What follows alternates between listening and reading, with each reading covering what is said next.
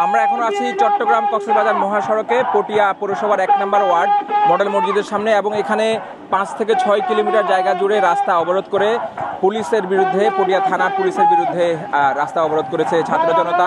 বৈষম্য বিরোধী আন্দোলনের যেসব নেতাকর্মীরা আছে তাদের অভিযোগ তাদের উপরে পুলিশের হামলা হয়েছে এবং সেই হামলায় পুলিশের বিচারের দাবিতে তারা এই রাস্তায় সমবেত হয়েছে।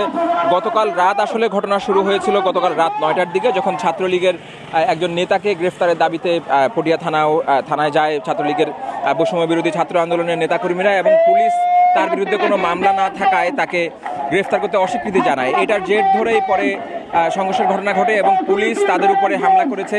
এখানকার যে ছাত্র জনতা আছে তাদেরও অভিযোগ পুলিশের হামলায় তাদের বেশ কিছুজন আহত হয়েছে।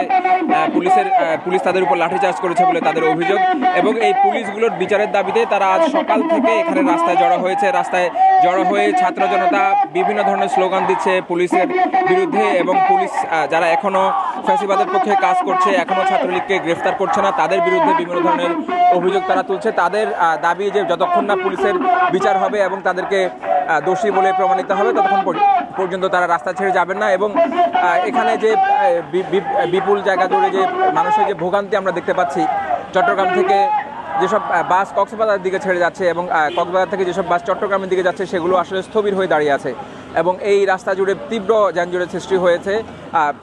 তাদের দাবি যতক্ষণ পর্যন্ত না পুলিশের বিচার হচ্ছে, তাদের যেসব নেতাকর্মীদের উপরে হামলা হয়েছে তারা আহত হয়েছেন এবং তাদের বিচার না হওয়া পর্যন্ত তারা আসলে এই রাস্তা ছেড়ে যাবেন না।